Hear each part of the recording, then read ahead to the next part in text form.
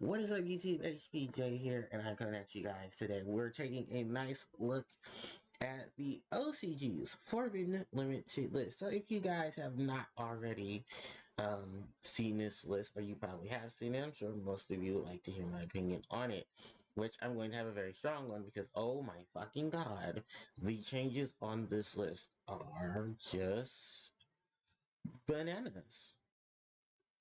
Yeah, they are very bananas, and I'm not even stressing it. It is a really sound Forbidden Limited list, and I cannot wait to take a look at it because it's got a lot of hits that I'm sure a lot of TCG players are happy for. It's got a lot of changes that some TCG players are waiting for.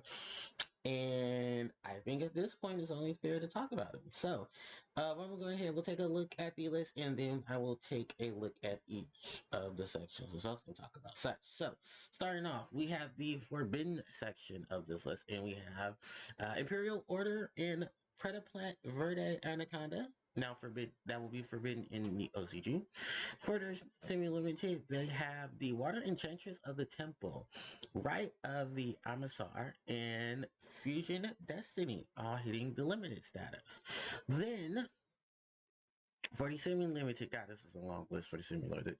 We have Tri-brigade Fractale, we have Pot of Prosperity, Branded Opening, Elixir of the Scarlet Scourge, Arcos Horror, Wind Up Carrier, Zen Mighty, Zen Mighty. Why is it Zen Mighty? No, Zen Mighty.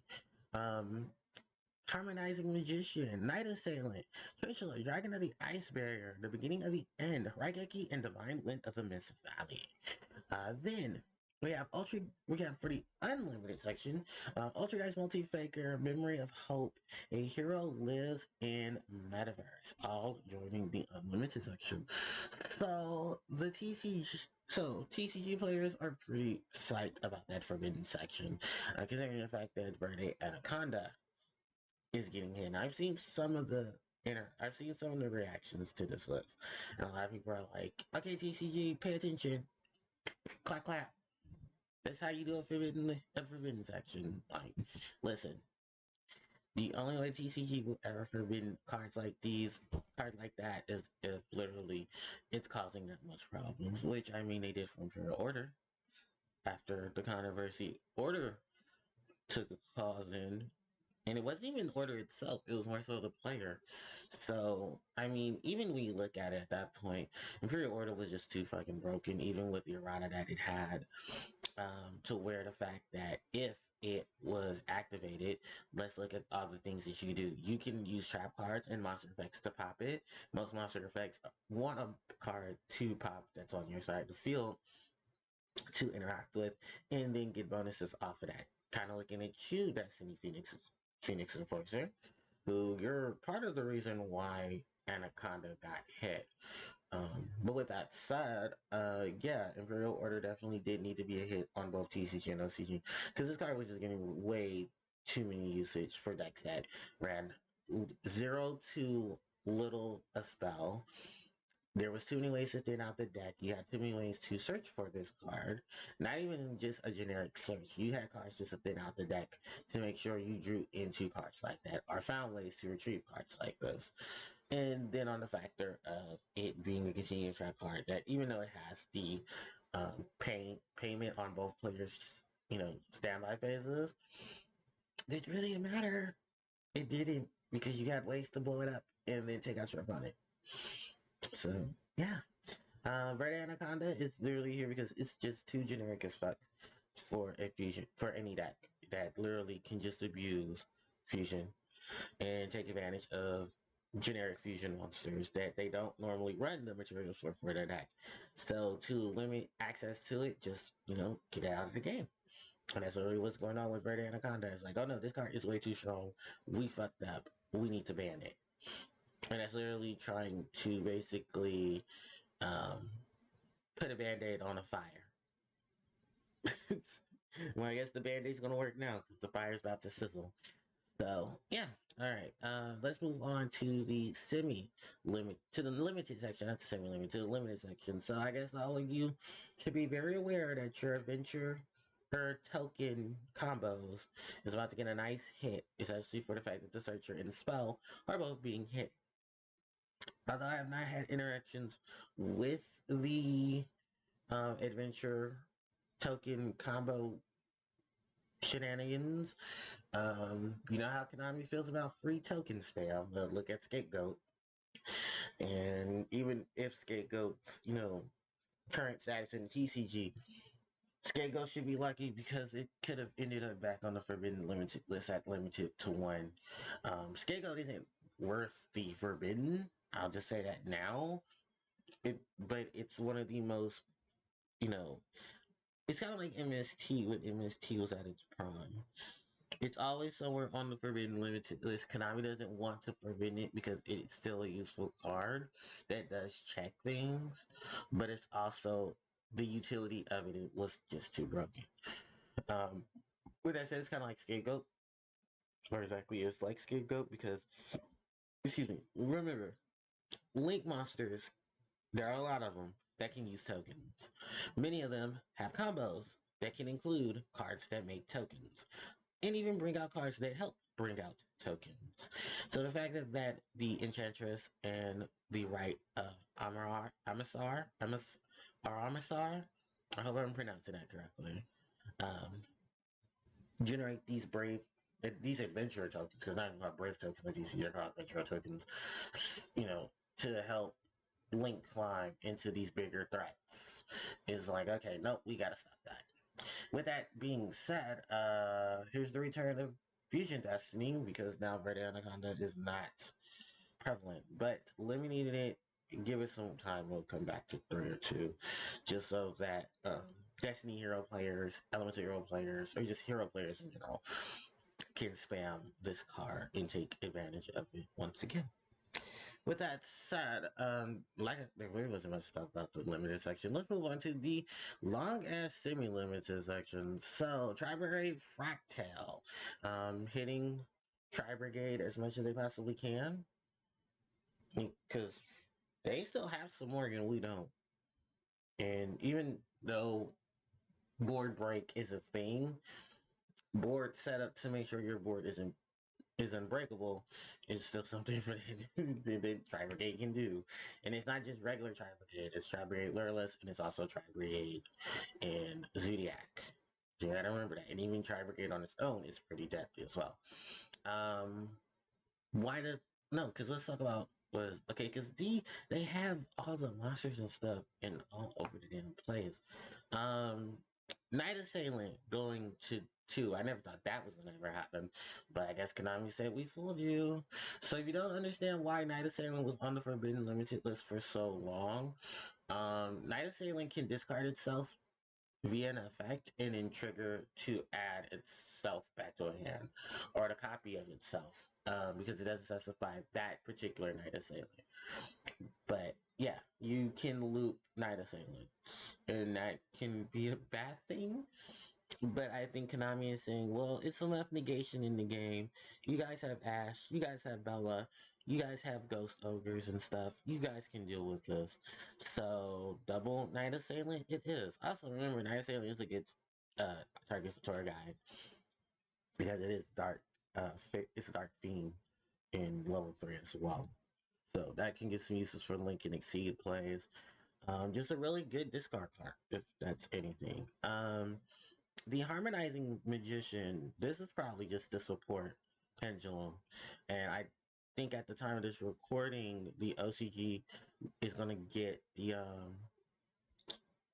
Valiant archetype. The Valiant archetype is basically Pendulum Extreme. So definitely going to take some use to that. And the fact, I think she's also a tuner too, so that can even be more useful to them, considering how that archetype utilizes uh, pendulum, fusion, and synchro all in one. Because Jesus, that archetype is gonna take advantage of so many different things.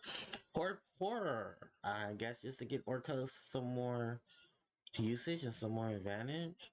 Because Arcos is a pretty good type. It's just, holy fuck, that art type is expensive. And I remember somebody did a price out for that deck. Even at its lowest rarity, it was still almost a K. That's not including, I think that's only including side options.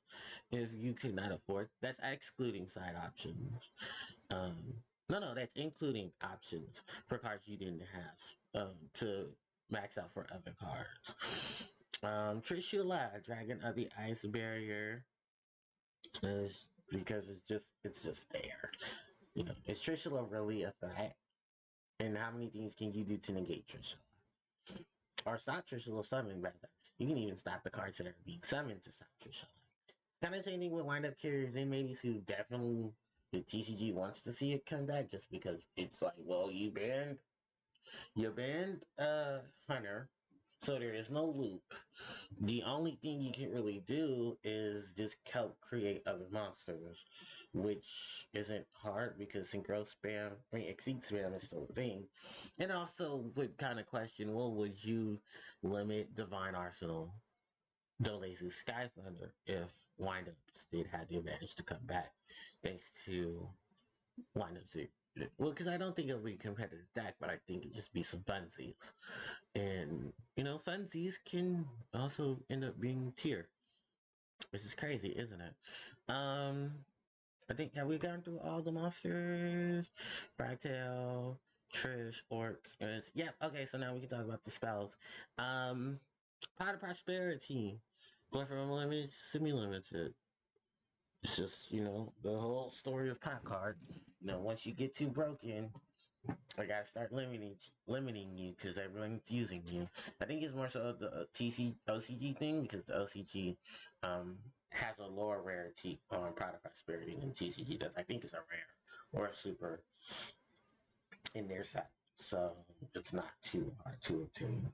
Branded opening, that's literally just to slow down the branded. If you don't know what the branded is, that is just an extension of the Desparia archetype, which is just nothing but massive fusion and some nasty combos for fusion summoning, which is why a lot of them are happy that Verde Wakanda got limited. Or no, got forbidden. Elixir Scarlet, oh, it's a trap card. I'm sorry. I'm like missing four others. Like, was it one, two, three other spells? Raigeki to 2, because Raigeki is Raigeki. There's literally nothing to fear fear about Raigeki, and there's nothing that is so abusable about Raigeki. Remember, the TCG took it from 1 to 3, just like Darkhold. And literally both Darkhold, Raigeki, Monster Reborn, Harpie's Feather Duster are all in the same format. And literally, they're just here just to check things or slow down things. And that's never a bad thing. It's always a good thing, and there's advantages to that. When you want your game to have a steady pace, you can stop it by also slowing down some other things. But I guess they also said, well, we're trying, but we still need to make the money. With that said, the beginning of the end. I remember this card is only limited because of dark attributed decks and combos. So it's now at 2 just to test the waters. Because I remember you banish 5 dark monsters and you draw 3 for the beginning of the end effect. Because it's basically there for the removal setup. And I think there are a lot of dark monsters. There are tons of dark monsters that love being banished and taking advantage of the banish effects as well. So, yeah, I can see why this could be a hesitant thing. But is there any dark attribute decks that are coming out soon? I think there are a couple in terms of support, or maybe it's just there just to support things that desperately need to support, or it's just one of those cards that it's getting slower and slower in terms of its usage, or it was just this card is now being unpopular, so let's bring it back. It won't be too popular then.